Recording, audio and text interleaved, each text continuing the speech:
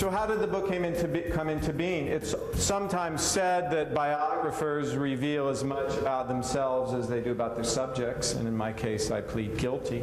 I first read Frederick Douglass and Abraham Lincoln when I returned to Des Moines as a sophomore at Roosevelt. One of the central facts of my upbringing was moving K through 12th grade. I was in 9 different schools. I feel very lucky to have returned to Des Moines at age 15 after having been in 6 schools in 6 years. And part of the way I dealt with the move was to read, and fell in love with reading. And when I picked up Frederick Douglass's first narrative, he spoke to me in very powerful ways. This was a heroic story of a slave seeking to become free, imagining a better world, another world, and seeking to realize that. His language, even though I didn't appreciate rhetoric and aesthetics, he told a powerful narrative. And even though I didn't really understand race, I very much identified with him. I wanted to be Frederick Douglass in weird ways. I then began reading Abraham Lincoln, and Lincoln was more difficult for me. He writes in a more elusive style than Douglass does. He writes as a lawyer, as a lyrical, symbolic lawyer, but I was immensely drawn to him. And their story of self-making. Then when I was at Yale studying for my PhD, I realized that Douglass and Lincoln met each other. Douglass met Lincoln 3 times at the White House. They considered each other friends. Douglass was the first black man to meet a U.S. president in terms of equality, and the first black to advise a U.S. president. I thought this would make a great story, because the book that I continue to be working on is on interracial friendships in the larger sense. For me, interracial friendships are important because throughout Western culture, virtuous societies were seen as ones in which friendships flourished. This was true for everyone from Aristotle and Plato and Cicero on down through the Quakers and most of the founding fathers, and Emerson and Thoreau and Whitman and Frederick Douglass and others. Friendship was seen as a kind of test case for whether or not society was functioning well. And in the United States, this new democracy, which also happened to be a multiracial society, interracial friendships was a wonderful test case about whether or not democracy was actually working on the ground. And very few people, virtually no one, has written about the interracial friendships as a symbol of democracy. So the book really began as a chapter in this, or the Giants began as a book as a chapter in this larger book. I then published a version of it in Time magazine in 2005, in which Lincoln was on the cover as a founding father, and soon realized that the subjects of Frederick Douglass and Abraham Lincoln themselves threatened to overwhelm everyone else in the book. So I decided to do a separate book, and that's essentially how the book came into being. What's new in my book on giants? It's safe to say that no figure in American history has been written about more than Abraham Lincoln. So one of the things I grappled with was, what can I say that's new about Abraham Lincoln? And the answer is, I think that Lincoln continues to be romanticized and mythologized by most writers. That holds true today as much as it has for, even more so than it has during certain eras. What do I mean by that? To be human is to make mistakes, is to be flawed, deeply flawed. That's part of our humanity.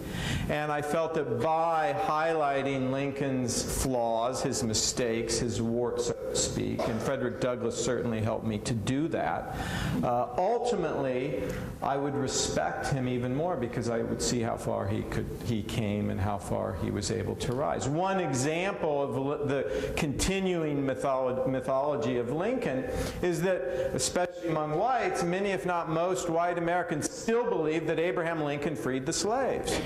Well, Frederick Douglass said as early as 1864 that it's absurd to think that one man, regardless of whether or not it's Lincoln or anyone else, it's absurd to think that one man could free 4 million slaves.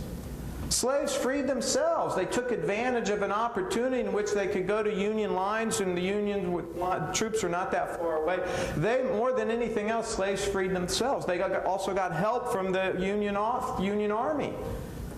They got help from Congress. They also got help from Abraham Lincoln. Douglass did not disparage Lincoln when he said that. In fact, Douglass said that the Emancipation Proclamation should be seen along with the Declaration of Independence as the twin bursts of liberty. But the Emancipation Proclamation, like the Declaration of Independence, are political documents. They're abstract documents. Those documents are meant to inspire.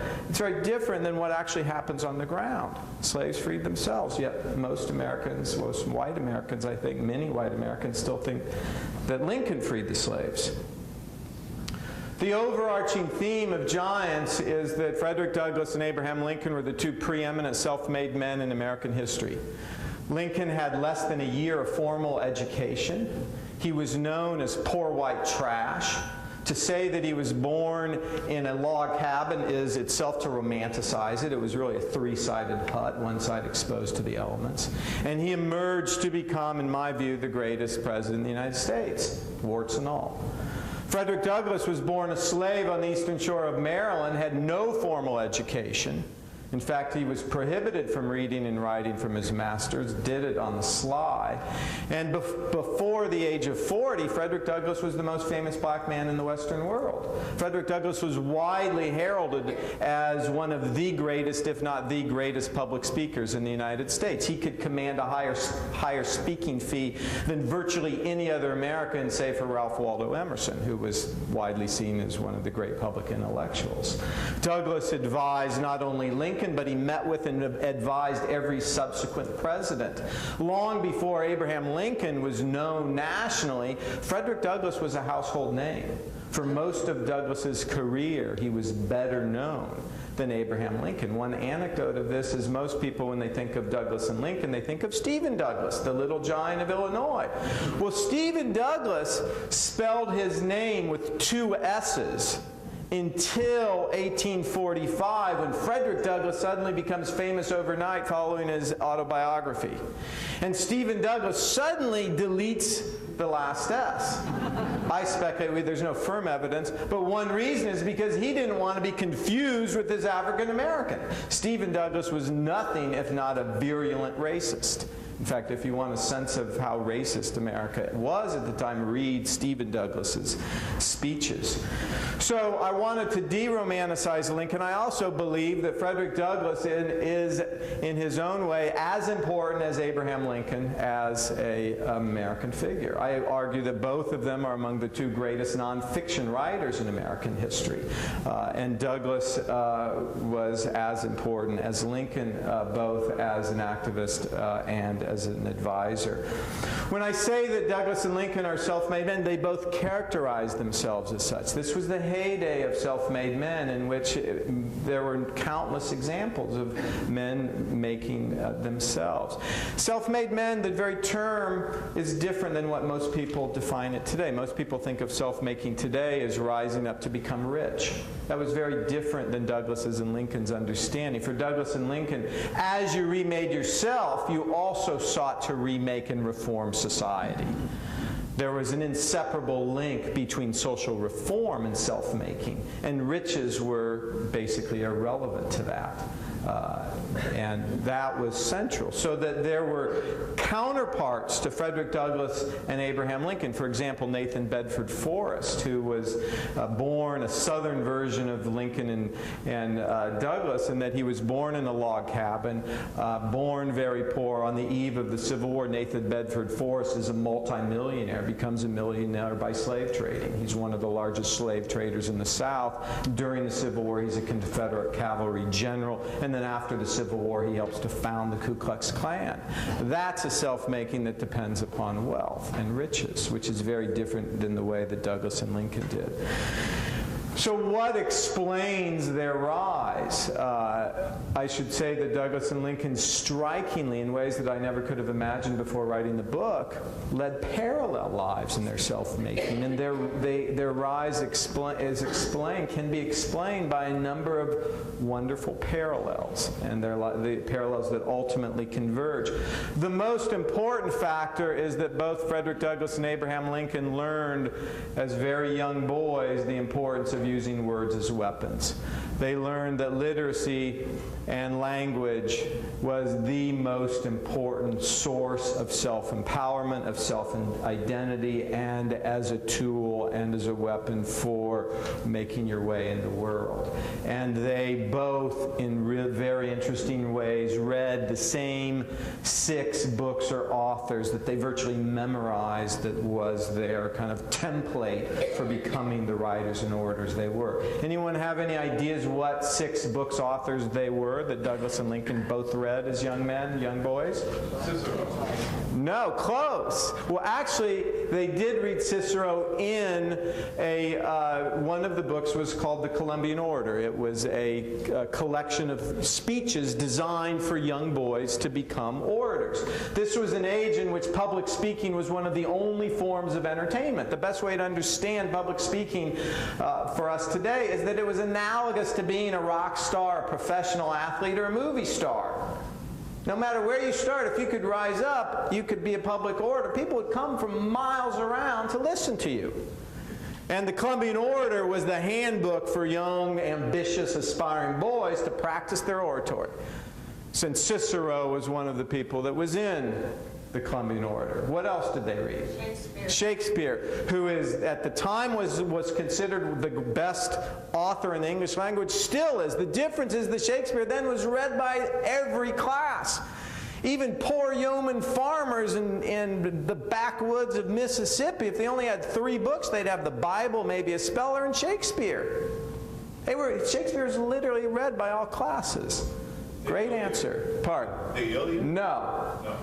You're doing well, though. You're doing well. 2 out of 3. Bible. Pardon? Pilgrim's Progress? Close. Not Pilgrim's Progress. Someone else said something? The Bible. The Bible. The Bible, in my view, the Bible is the greatest work of literature in Western culture. The sophistication, the metaphors, the symbols of the Bible are extraordinary. And virtually everyone had a Bible, and they read it in ways that we don't anymore, in my view, unfortunately. The other figures are Lord Byron. If Shakespeare was the most popular writer, Lord Byron was the second most popular. Lord Byron was also beloved by all classes, black, white, rich, poor.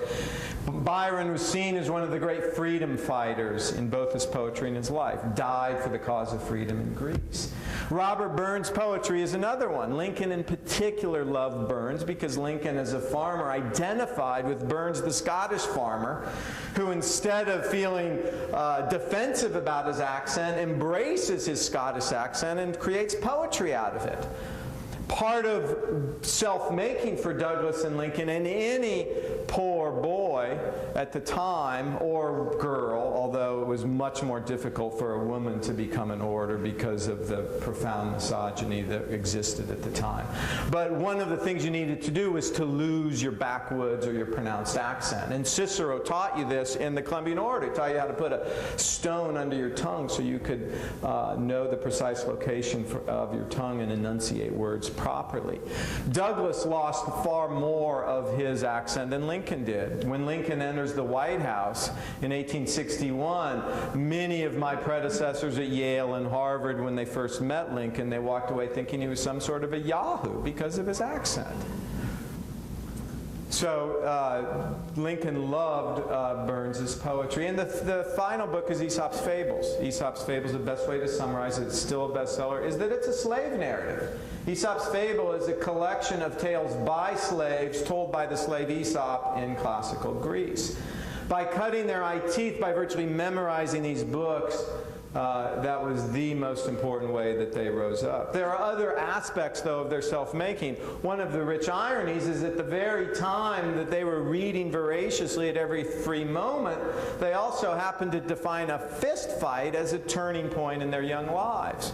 For Frederick Douglass, it was when he returned to the eastern shore of Maryland, having spent a few years in Baltimore where he had learned to read and write. Douglass traded biscuits for words in the streets of Baltimore, wrote, practiced his handwriting on chalk on the streets and on flour barrels. He returns to the eastern shore because his master died, so in this state he goes to another master. And when he comes back to the eastern shore, he's now literate. What does it mean for a slave to be literate? It means a sense of empowerment. empowerment, a sense of asserting one's basic humanity, which slavery tries to deny. And in doing so, he stared his master in the eye. He had the audacity to talk back to his master. And his master said, this is not acceptable. And his master hired him out to a well-known slave breaker in the area, a man who whipped slaves mercilessly as a way to break their will. And Douglass was rented out to this man by the name of Edward Covey for a year, and he said that Covey mercilessly whipped him for at least once a week for 6 months, to the point that after every whipping, Douglass had welts on his back the thickness of his thumb, and the wounds weren't yet healed when he had new wounds from the whippings. And after 6 months of being brutalized, Douglass said that he finally decided to stand up to Covey, even if it would cost him his life. He had reached a point at which he wasn't afraid to die, which is how Douglass phrased it. And he did so. They had a 2-hour epic battle. Now, Douglass and Lincoln were both very lucky. They were both very big, strong men. Douglass was 6'1". The average height of men was under 5'7". Lincoln was 6'4". He was literally a giant. And Douglass could have easily killed Covey or seriously maimed him.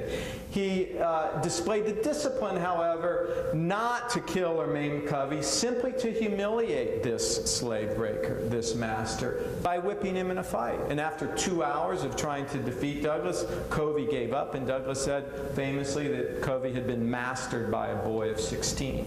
From that, Covey did not touch Douglass again, because he felt that if he had made known his loss, his humiliation, he would lose money and his reputation as a slave breaker. Douglass, in the wake of that fight, said from that moment forward, he was a free man in form, even if he remained a slave in fact. And from that moment forward, he schemed to become free, and from that moment forward, he essentially devoted his life to ending slavery. Now, Covey was himself another self-made man, Southern style. When Douglass was rented out to him, Covey was still, he only owned 2 slaves. He had bred one to acquire another one. By the eve of the Civil War, Covey was, in today's dollars, a millionaire. And Douglass, in publishing his first autobiography, makes Covey famous as one of the famous villains of world literature, to the point that in the early 20th century, Covey's home on the eastern shore of Maryland became known as Mount Misery. Donald Rumsfeld recently purchased Mount Misery.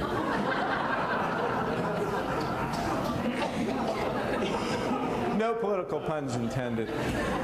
Abraham Lincoln had a major fight that was a turning point when he turned 21. Lincoln defined himself as a slave for his first 21 years. He said that I had to turn over every penny to my father. My father was a farmer, a manual laborer who thought that educating himself was ridiculous, was essentially laziness. When Thomas Lincoln saw Abe reading, he beat him because he didn't think it was worth anything.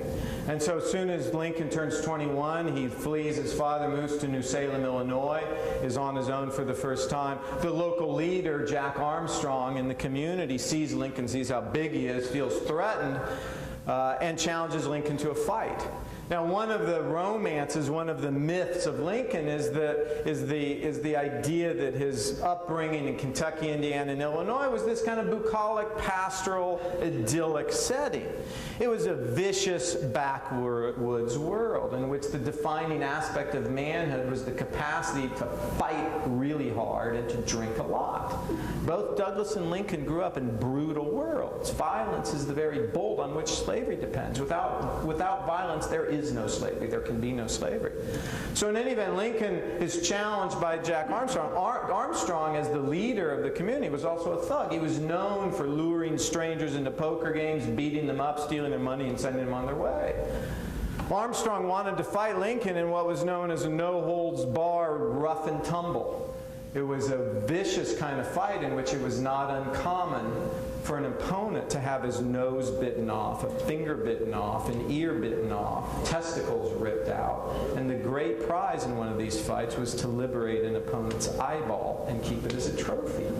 This was not a gentlemanly sport.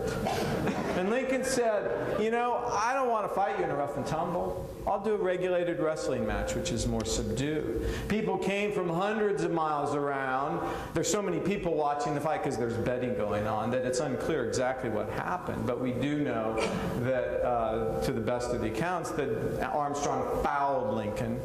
Lincoln called a foul.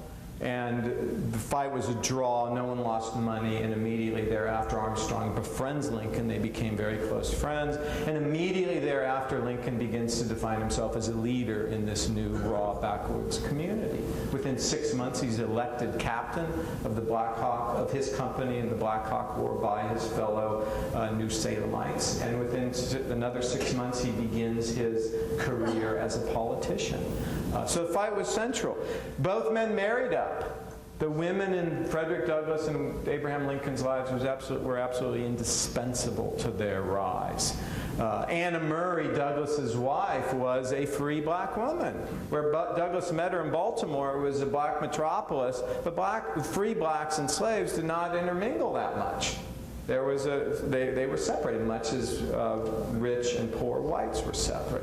Douglass had an entree into free white community because he was already well known as an orator, as a debater.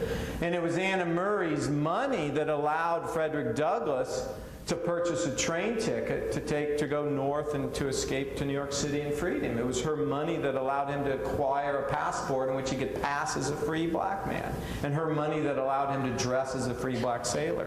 And when Douglass begins his career as an abolitionist orator, traveling around the North converting the audience, converting thousands of people, it was Anna Murray who stayed home and did domestic work not only for her children but for the neighbors' children to help support the family.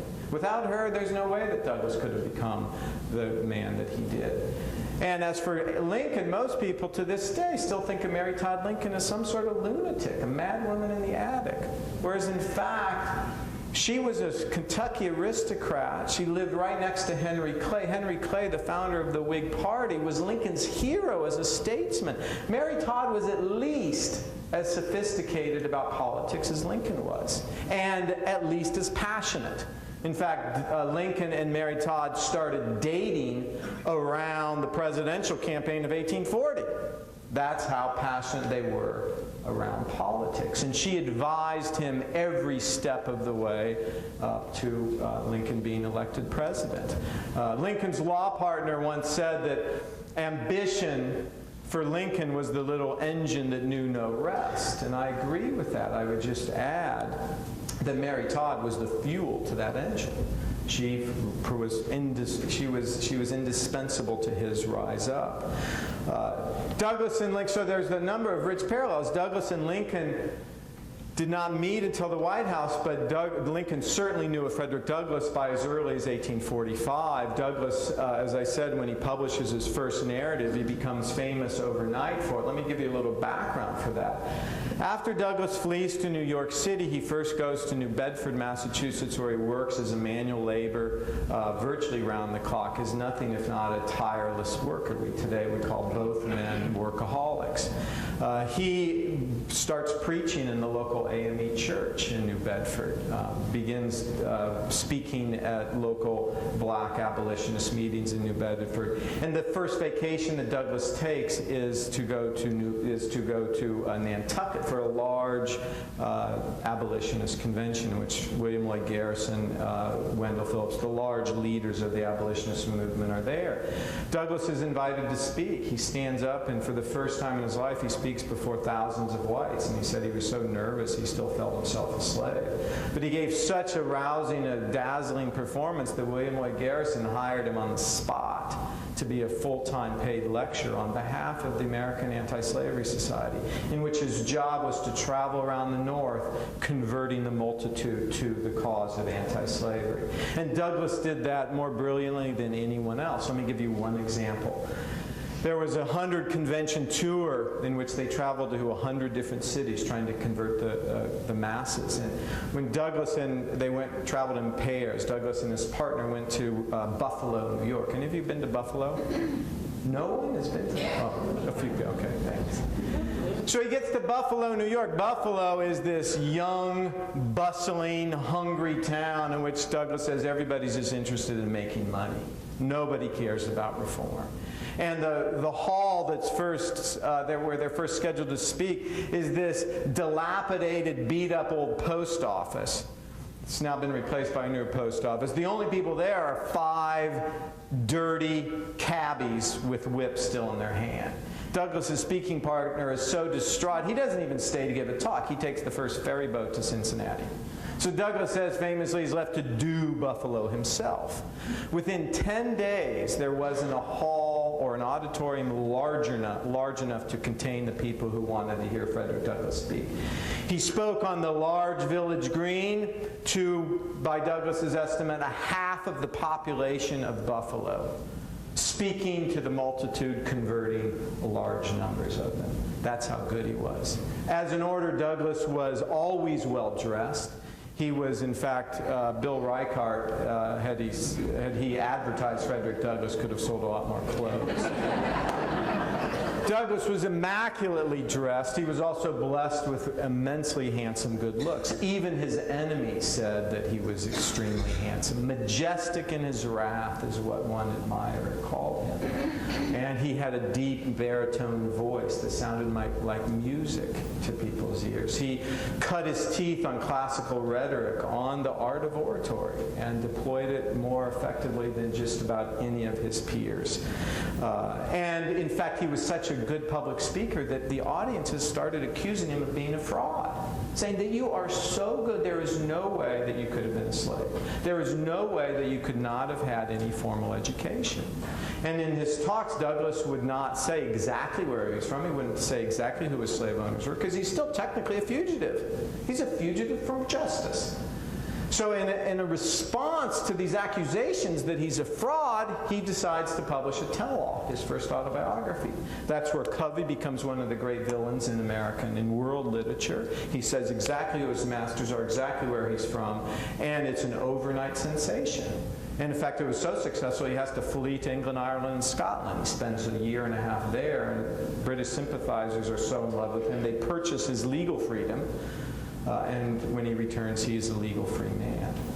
So for Lincoln knew of him as early as 1845. Douglass first knew of Lincoln in 1847 when Lincoln is a freshman congressman for Illinois. And Douglass is now a newspaper man living in Rochester, and Douglass mentions Lincoln in his newspaper along with what he referred to as a rogues gallery of pro-slavery people who oppose the bill to abolish slavery in Washington, D.C. Now, why would Lincoln do this? Lincoln, and it gets at the basic differences politically between Lincoln and Douglass. Lincoln said on numerous times in his life that he hated slavery as much as any abolitionist. If slavery is not wrong, nothing is wrong, Lincoln said more than once. And there's no reason to doubt that. But the problem was, from Douglass's perspective, that Lincoln's strategy for ending slavery was far too conservative. Lincoln believed in very gradual, very congenial emancipation. In fact, during his debates with Stephen Douglas, Lincoln said, "When do I envision the ultimate extinction of slavery? In not less than 100 years. That would have placed the ideal end of slavery at no earlier than 1958, barring civil war. Lincoln also advocated for compensated emancipation, compensating masters for the loss of their so-called property, and encouraging colonization for free blacks. In essence, Lincoln could not envision a democratic America in which blacks and whites lived together as citizens within a democratic citizenship. His vision of America at the time was a white America. And the bill in D.C. did not conform to his strategies for ending it, so he opposes it. And Douglass, on the other hand, is first and foremost a radical. Douglass devoted his life to ending slavery immediately and trying to achieve racial equality. Essentially, Douglass sought to realize the ideals of the Declaration of Independence, which he held as sacred as his Bible.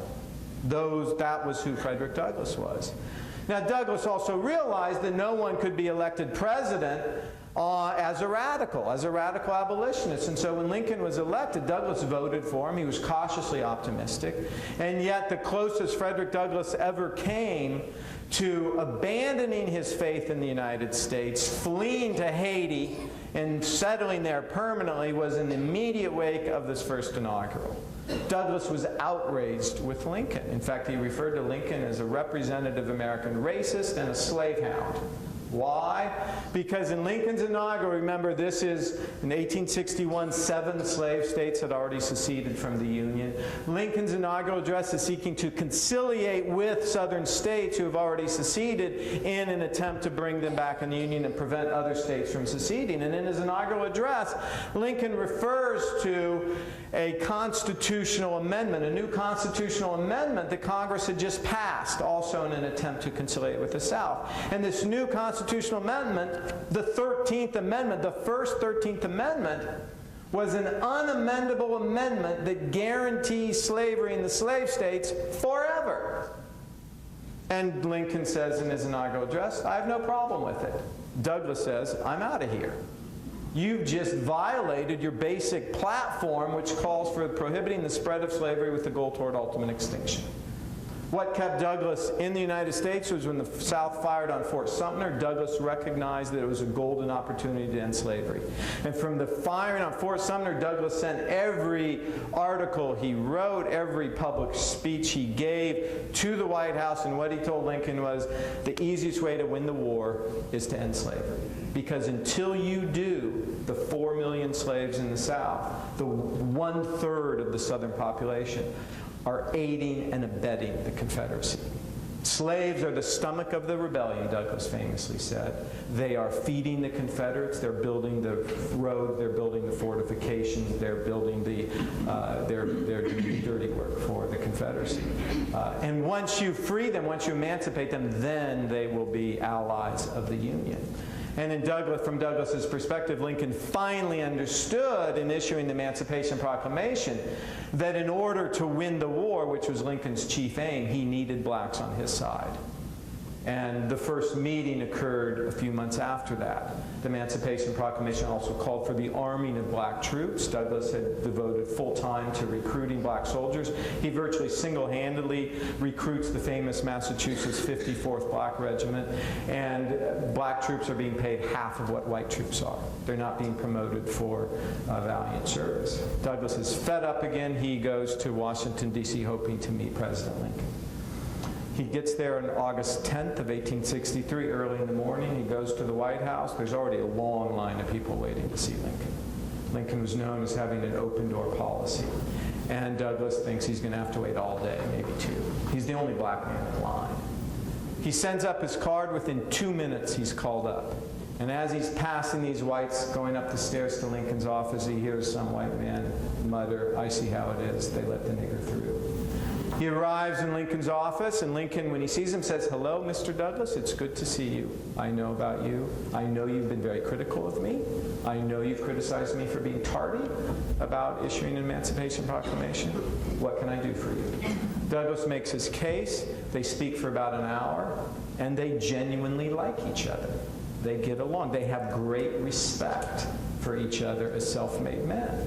And in fact, Lincoln tells the next person he sees after this meeting that he considers Frederick Douglass one of the most meritorious men in these United States.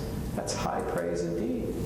Douglass says after meeting Lincoln this first time that he considers Lincoln the king of self-made men, and moreover, he says, I've met very few, he says Lincoln was one of the few white men who treated me as a man, not as a black man, even though they disagreed politically. Their second meeting was a year later, in which now Lincoln calls Douglass. He sends a telegraph to Douglass's home in Rochester, New York, says, I need you in the White House. I need you to advise me. Douglass comes now. It's an all-expense-paid trip in the White House. And he arrives. There's a presidential carriage waiting to take Douglass to the White House. When he arrives, Lincoln says, I need your help. I think I'm going to lose re-election to George McClellan, who's the Democratic nominee. McClellan is running on a platform of an immediate settlement with the Confederacy. Northerners are tired of fighting. I'm certain I'm going to lose to him. And if the Confederacy remains as a separate nation, slavery will be intact. So what I want you to do, Mr. Douglass, is I want you to embark upon a John Brown scheme in which you select some hand-picked men. You raid the South. You bring as many thousands of blacks back into Union lines as possible. Best case scenario is these 1,000 blacks will form regiments that will help achieve a major military victory, turn the tide of Northern opinion, and help me be reelected so I can finish off this war. Worst case scenario is the South remains a separate nation, slavery is intact, and yet thousands more blacks will be free. And Douglass said, I was amazed at this proposition. He said, I never knew President Lincoln hated slavery as much as he did at that moment. He immediately goes to Rochester. He plans this incursion. Now, Frederick Douglass had been a close friend of John Brown. John Brown, for those of you who've forgotten your American history in high school, John Brown, with 16 whites and 5 blacks, in 1859, 2 years before the Civil War begins, raids the South. They take over the federal arsenal, a major arsenal in the country, hoping to distribute the arms there to the slaves and spark a massive slave insurrection that will lead to an immediate end of slavery everywhere. Brown is captured, he's sentenced to die, and he's hung and becomes a major cause celebrity. Brown spent 2 days trying to convince Frederick Douglass to go with him to Harper's Ferry to be his right-hand man. And Douglass loved Brown, but he knew that Brown was not exactly the best military strategist in the world, and said, I'm not going. You're entering a steel trap. I don't think you should go. I think you're going to die. Douglass had no problem with conspiring against the United States government in his quest to end slavery. He just didn't want to die. Douglass called John Brown the great man of these United States. At the time, Lincoln said, John Brown was justly hung. He committed treason. He's a bit of a loony. He's a bit of a lunatic. Now, Lincoln is embracing John Brown, embracing the John Brown plan, which highlights the degree to which the United States itself had entered this revolutionary moment. So Douglass plans this incursion. The easiest way to summarize it is Douglass articulates or maps out a kind of predecessor of the Special Forces, which is now everywhere in the Army. When Sherman conquers Atlanta and starts his march to the sea, it changes the tide of public opinion. Northerners realize the war will soon be over, and Lincoln is elected in a landslide, so Douglass didn't have to carry out his plan. Their third meeting occurs in Lincoln's second inaugural, March of 1864, or 1865, I'm sorry, in which Douglass is invited. He is invited to the inaugural address and the reception. He gets a front row seat. As Lincoln delivers his famous second inaugural, he sees Douglass in the crowd, and Douglass is invited to the reception at the White House afterwards. He's initially barred from entering because a black cop says, you're not allowed, you're black, and Douglass says there must be some mistake. He finally gets in. When Lincoln sees Douglass, he's with a large crowd of whites, and he raises his hand. He says, here comes my friend Frederick Douglass. It's good to see you. How are you? What did you think of my address, Mr. Douglass? There is no man in these United States whose opinion I value more than yours. And Douglass responds, Mr. Lincoln, that was a sacred effort. Had Lincoln not died a month later, Douglass and he definitely would have retained a close friendship. So what do we learn from their self-making and their friendship? I think a number of things. First is Douglass and Lincoln's friendship was chiefly utilitarian. Douglass recognized that he needed the president on his side in order to help him achieve his chief aim of ending slavery. And Lincoln finally realized that he needed Douglass on his side to help him achieve his chief aim of winning the war. He needed blacks on his side. Douglass was the ambassador, so to speak, of blacks. And these distinct aims had converged because in order to win the war, you needed to end slavery. In order to end slavery, you needed to win the war. So their friendship was chiefly utilitarian. It also highlights the degree, and in a sense, their friendship is a wonderful symbol of democracy. Here are two men who genuinely like each other and feel affection for each other, who get along, who never agree politically. What is not that if not a wonderful symbol of democracy? Democracy is about people getting along even though they vehemently disagree on major political issues. and know how to work together. That's a second factor. A third is that one of the things that unite them, that bring them together, and you see this throughout American history, is that they both understood they faced a common enemy that was threatening to them. The slave-owning South and the Confederacy, conceived in slavery, was threatening the Union and threatening Douglass's quest to end slavery. And finally, and I think most importantly, Douglass and Lincoln's conception of self-making itself contradicted the very idea of slavery and racism. Because as both Lincoln and Douglass said, slavery means no hope for rising up.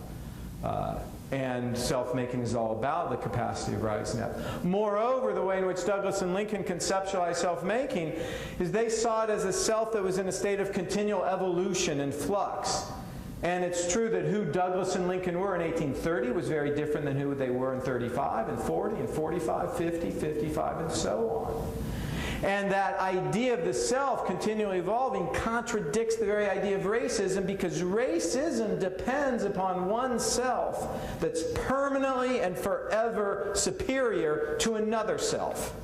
The idea of racism depends upon fixity, that Douglass and Lincoln both exploded. So although Douglass accused Lincoln in the early parts of the war of being a representative American racist, by the time they met, he understood that Lincoln had evolved so radically that he treated Douglass as an equal, as a man, rather than as a black man, which highlights the significance of their friendship. I want to end by just summarizing some of their legacies, particularly as it relates to Barack Obama.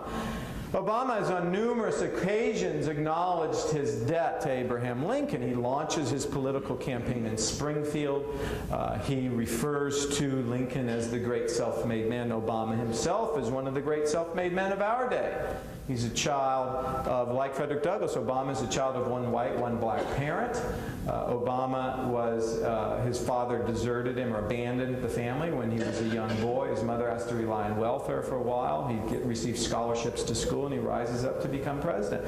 Like Frederick Douglass, Obama becomes world famous before the age of 40, almost overnight, on the strength of a best-selling autobiography. And like Frederick Douglass and Abraham Lincoln, I would argue, and I think most people would too, regardless of your political affiliation, that Obama is one of the great writers and orators of our generation. Now, he hasn't acknowledged his debt to Frederick Douglass. In fact, he rarely talks to Frederick Douglass, and I think this for two reasons. One is Obama understands, especially during the political campaign, that if he said, "I've been deeply influenced by Frederick Douglass," his opponents would quickly latch onto that and know that Douglass was a radical and say, "There you go again, associated with another terrorist." Secondly, Obama is very concerned with realizing what he calls a post-racial America. And unfortunately, Frederick Douglass has come down to many people today as a race man, which is a misreading of Frederick Douglass, by the way. But Frederick Douglass comes down to many people as a representative African American, a race man. In fact, Frederick Douglass, in his day, was known as a representative American because of his self-making. Frederick Douglass's own interracial friendships with Lincoln, with Charles Sumner, with John Brown, with Garrett Smith, those were nothing if not symbols of an attempt to move beyond the divisions of race. So Douglass is misread by many people today, but those are the two reasons why I think Obama does not acknowledge his debt to him. What has Obama learned from Frederick Douglass? What has inspired him about Frederick Douglass? I think two things aside from the beauty and the eloquence of Douglass's language along with Lincoln's language. One is he actually says this in Audacity of Hope. He says, "From Frederick Douglass, I learned that there are certain circumstances in which power will concede nothing without a fight." And like Frederick Douglass, Obama understands that the most effective way of fighting power is by using words as weapons. And like Frederick Douglass, Obama is far better suited than most of his peers at using words as weapons. His rise, like Douglass and Lincoln, is based on cutting his teeth on the power of language and literacy. Secondly, from Frederick Douglass, he learned that, and now I'm quoting Frederick Douglass, true art breaks down racial barriers. Douglass spoke to the masses of whites in a day in which most white Americans believed in theory that blacks were subhuman. Many Americans at the time believed that blacks were a separate species. It was part of a way of justifying slavery.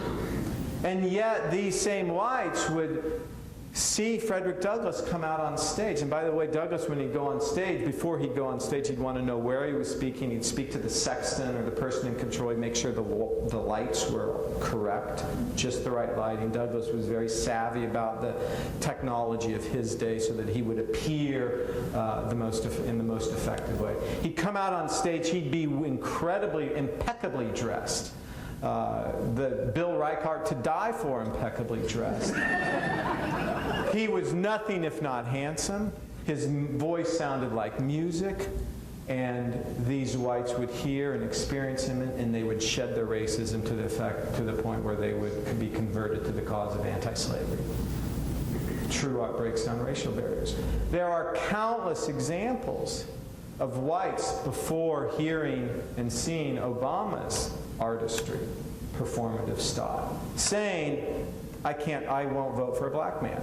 I can't imagine myself voting for a black man. And then they see Obama, they hear Obama, they experience his artistry, his brilliance, and they say, okay, you've convinced me, I vote for you. The whole concept of the Bradley effect, which every Democrat was so worried about, was a non-event. It was a non-event because Obama, like Frederick Douglass, understands that true art breaks down racial barriers. I think the best way to summarize Obama's political campaign is to say that it was a brilliant work of performance art.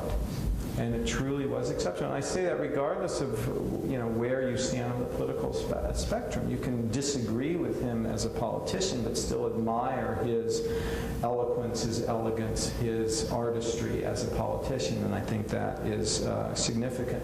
What Obama has learned from Lincoln, he's been more vocal about. From Lincoln, Obama says that Lincoln was one of the great pragmatists. Lincoln was never a radical. I characterize him as a conservative Republican. Lincoln found himself in a revolutionary moment and said, events controlled me, I didn't control events. Lincoln had the savvy to understand what to do in this revolutionary moment.